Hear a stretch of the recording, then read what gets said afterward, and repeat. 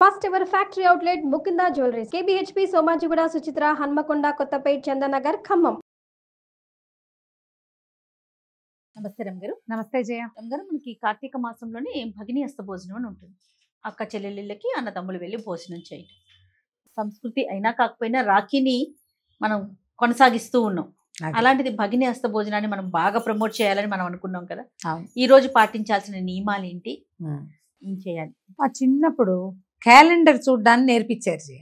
నాకు ఒక 7 ఏళ్ళు 8 ఏళ్ళు 7 8 ఏళ్ళు ఇవాళ తిదేమిటి అని అడిగితే క్యాలెండర్ చూసి చెప్పాలి. పిల్లలకి నేర్పారు. 7 ఏళ్ళే, అంతకంటే వయసు లేదు. నేను అప్పటికే బాగా పుస్తకాలు చదవటం ధారాళంగా వచ్చింది. తెలుగు శుభ్రంగా బాగా వచ్చింది. ఈ కార్తీక మాసంలో భగిని హస్త భోజనం అనేది ఒక ప్రత్యేకమైన పేరు. అదొక పండగ.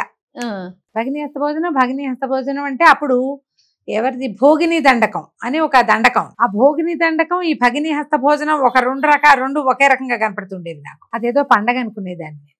ఏమి చేసినట్టు తెలిసేది కాదు. ఓకే. కానీ నాకు కాస్త 10 ఏళ్ళు వచ్చేసరికి నాకు తెలిసింది. మా రెండో అక్కయ్య మా అన్నయ్యని భోజనానికి పిలుస్తుండేది. అప్పటికి అన్నయ్య కూడా చిన్నవాడే, నేను ఇంకా చిన్నపిల్లని. కానీ నాకు 10-11 ఏళ్ళు వచ్చేసరికి మా అన్నయ్యని రమ్మనేది. మామూలుగా ఎక్కడ ఎట్లా ఉన్నా కూడా ఆ రోజు రారా ఇక్కడికంటే ఇక్కడికి వచ్చి మాతో పాటు నేను మా చిన్నక్కయ్య దగ్గర ఉండేదాన్ని కదా. మా అన్నయ్య భోజనం చేయటం నాకు తెలుసు. అయితే ఇది ఒక ప్రత్యేకమైన విధి జయ. మనకి రాఖీ పండగ చూడు నార్త్ ఇండియా అంతా చేసుకుంటాం.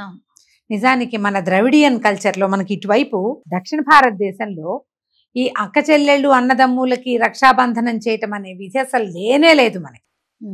మనం హిందీ సినిమాల నుంచి తెలుసుకుని, హిందీ సీరియల్స్ ద్వారా బాగా అర్థం చేసుకుని, అదేమిటో చేయిపోతే కుదరదని భావించి ఈ రాఖీ కట్టి ఎవరినైనా అన్నయ్యలుగా చేసేసుకోవచ్చని మరి నమ్మి ప్రగాఢంగా రాఖీ కడితే ఇంకంతే అనిపించి, తర్వాత ఎక్కడైనా ఓ పిల్లవాడు పిల్ల కనపడితే ఒకళ్ళకొకళ్ళు రాఖీలు కట్టించి పిచ్చి వేషాలు వేయకుండా సరిచేసే సంస్కృతిలో కూడా మనం వచ్చేసాం. కరెక్ట్, జరిగింది. పర్వాలేదు, మంచిదే, ఏదైనా చేయడని కాదు. ఇప్పుడు ఇది అసలు మన వైపు లేదు. మన ప్రాంతంలో మనకి పురాణాల ప్రకారము కొన్ని పండుగలు చేసుకునే పద్ధతి ఉంది. పురాణాలను ఫాలో అవుతాం గట్టిగా. మనం పురాణంలో చెప్పబడినవే చేస్తాం. రాఖీ పండగ ఎక్కువగా చరిత్రలో కనపడుతుంది. పురాణ గాథల్లో ఉన్నదేమో అంత ప్రఖ్యాతంగా మనం చెప్పుకునే పురాణాల్లో లేదు.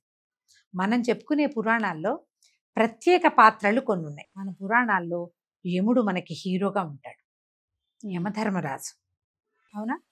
యమధర్మరాజు అంటే మనకు ఒక ఏమంటారు, ఒక ఉత్సాహం కలుగుతుంది ఆయన పేరు తలుచుకుంటేనే. ఆయన ఎవరు? నిజానికి కాలుని ప్రతినిధి. మనకి మరణదండలు విధించేవాడు, మన పాప పుణ్యాలు లెక్కించేవాడు, సమయాలు గ్రహించి మనని తీసుకుపోయేవాడు, మనకి దండన విధించేవాడు. మళ్ళీ ఈయన ఎవరి కుమారుడు? మనకి రోజుని తయారు చేసే, మన రోజుని మనకిచ్చేటువంటి సూర్యుని కుమారుడు. అయితే సూర్యుని కుమారుడు, సూర్యుడు ఒక దిక్పాలకుడుగా ఉండి ఆయన దినమణిగా మనకి ఉంటే, ఆయన కుమారుడు ఈ కాలునికి ఆయనకి ప్రత్యామ్నాయంగా పనిచేసే శక్తిగా యమధర్మరాజు ఎదిగాడు. ఈయనకి యమి అని ఒక చెల్లెలు, యమి. ఆ యమే యమునగా మారింది. యమునా నది కృష్ణుడికి పరమ ప్రీతిదాయకమైన నది. ఆవిడ వచ్చి కృష్ణుడు అల్లేనే నల్లగా ఉంటుంది. యమున అంటే నల్లగా ఉంటుంది. కృష్ణ కూడా నల్లగానే ఉంటుంది. మన కృష్ణ కూడా నల్లగానే కనపడుతుంది కదా, మట్టి వల్ల, అడుగునున్న మట్టి వల్ల. యమున కూడా రంగు తక్కువ, ముదురు రంగులో ఉంటాయి అక్కడ నీళ్లు.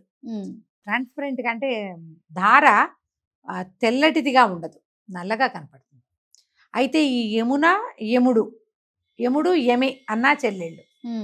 అయితే ఒక కల్పాంతంలో ఈ యముడు గతించాడు, అంటే అయిపోయింది ఆయన పని. ఈ యమి ఈవిడ అన్నయ్య కోసం ఏడుస్తూ ఉండేదట. కాలగణన లేదు. ఒక రోజు గడిస్తే సమయం గడిస్తోందనుకో, ఒక నిద్ర, ఒక అవస్థ, ఇవన్నీ జరుగుతాయి. ఆమె అట్లా దుఃఖిస్తూ ఉండేదట. ఆమె నిరంతర దుఃఖాన్ని చూసి అప్పుడు భగవంతుడు పరమేష్టి దివారాత్రాలు ఏర్పరిచాడని కాలము గణన, ఆయన వెళ్ళి ఎంతకాలమైంది, ఈమె ఎంతకాలం నుంచి ఏడుస్తోంది, దుఃఖంలో ఉంది, అది అప్పటి నుంచి గణించడం మొదలుపెట్టారు. ఆమె దుఃఖాన్ని మాన్పడానికి ఇది మొదలుపెట్టారు. కాలం మొదలైందనమాట. అప్పుడు మనకి పగలు వేరు, రాత్రి వేరు, ఇన్ని రోజులు గడపడం. మనం చూడు, తెల్లవారితే రేపటికి 2 అంటాం. అవును. మానవులు నిద్రావస్థలోకి వెళ్తే ముందు రోజు దుఃఖం ఎంత కష్టపడినా, ఏ తెల్లవారుజామున మాగన్నుగా నిద్ర పట్టింది ఎవ్వరికైనా, ఏ ప్రాణికైనా, ఏ మనిషికైనా తెల్లవారాక ఉషోదయం కొత్తగా ఉంటుంది. బాధ నిన్నటిది కాస్త తగ్గుతుంది. పాతపడుతుంది. ఆ కాలగణన ఇప్పుడే మొదలైందని, ఈ రోజున మొదలైందని ఒక కథనం చెప్తారు. అది తర్వాత ఇట్లా కాలం ఎంత కాలమో అయిపోతే ఆమె వాళ్ళ అన్న కనపడలేదని దుఃఖిస్తుందని ఈ రోజున ఆయన వచ్చాడట ఆమె కోసం. వస్తే అప్పుడు అన్న చెల్లెళ్ళు కలుసుకున్నారు. ఈ కథనం కూడా చెప్పబడుతుంది.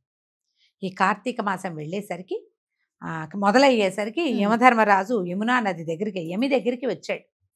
వస్తే ఆమె చాలా సంతోషించి తన అన్నకి ఆతిథ్యం ఇచ్చింది.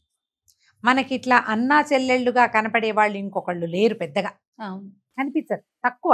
ఎక్కడో ఉన్నాయి కొన్ని కథలు, కానీ చాలా తక్కువ. ఇప్పుడు చూడు, సూర్యుని కుమారుడైన యముడు కాలం అంటే కాలునితో పాటు పనిచేస్తాడు. సూర్యుని కుమార్తె అయిన యమున భూమి మీద ప్రవహిస్తూ ఉంటుంది గంగా నదితో పాటుగా. గంగా యమున అంటాం కదా, వాళ్ళిద్దరు పక్కనే ప్రవహిస్తూ ఉంటుంది. ఇట్లా ప్రత్యేకమైన వ్యక్తులిద్దరూ ఈ రోజున కలుసుకున్నారు.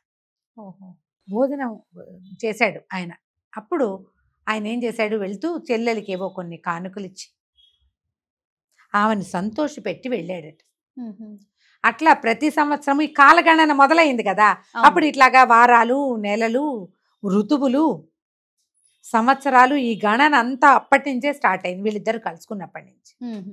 ఏటా మళ్ళీ ఆ సమయానికి ఆయన వచ్చేవాడు. కాలం తెలుస్తోందిగా, ఇన్ని రోజులు గడిచినాయని. 365 రోజులు గతించాక మళ్ళీ వచ్చేవాడు. లెక్క తెలుస్తోంది క్లియర్గా. కాబట్టి ఈ రోజున ఇట్లా ప్రఖ్యాతమైనటువంటి అన్నా చెల్లెళ్ళైన వీళ్ళిద్దరూ ఈ రకంగా కలుసుకున్నారు. కాబట్టి ఈ రోజున ఒక అక్క చెల్లెళ్ళు అన్నదమ్ములు కలుసుకుని ఒక చోట, వివాహితలైన స్త్రీలైతే వాళ్ళ దగ్గరికే అన్నదమ్ములు వెళ్ళాలి. చూడు, యముడేమో యమలోకంలో ఉంటాడు, యమున ఎక్కడుంది, భూలోకంలో. ఆయన ఇక్కడికి వచ్చాడు భూమి మీదకి చెల్లెల కోసం. సోదరి ఇంటికి వెళ్ళి భోజనం చేయండి. మనకి ఎన్నో మనస్పర్ధలు వస్తాయి, మనుషులం మనం. అవును, ప్రతిదానికి ఏదో ఒకటి ఉంటుంది. అక్క చెల్లెళ్ళు అన్నదమ్ములతోటి పడదు. ఏదో కొంత ఆస్తి కోసమో, కొంత భూమి కోసమో, కొన్ని మాటలు, కొన్ని మనస్పర్ధలు, ఏదో ఒక చోట ఒక టగ్ ఆఫ్ వార్ లాంటిది ఏదో వచ్చి నువ్వో వైపు నేనో వైపు అయిపోతాం. మామూలుగా ఒకళ్ళకొకళ్ళం కదా, మనం ఎంతమంది ఉన్నాం, మనం ఎంతో మందిలేం. ఇప్పుడు యముడు యమధర్మరాజు ఆయన చెల్లెలి కాలంలో కూడా వాళ్ళిద్దరే. ఆ తల్లి ఎక్కడికో వెళ్ళిపోయింది, ఆవిడ తన నీడని అక్కడ పెట్టింది, ఛాయను వదిలిపెట్టి వెళ్ళింది సౌమ్యాదేవి. పెడితే ఆ ఛాయ ఆవిడ కూడా సంతానం కలిగింది. శనీశ్వరుడు తపతి వాళ్ళు కలిగారు. కలిగితే ఆవిడ తన పిల్లల్ని చూసుకుని వీళ్ళని చూడాల. వీళ్ళిద్దరూ ఒకళ్ళకొకళ్ళే ఉండేవాళ్ళు పాపం, అన్నా చెల్లి.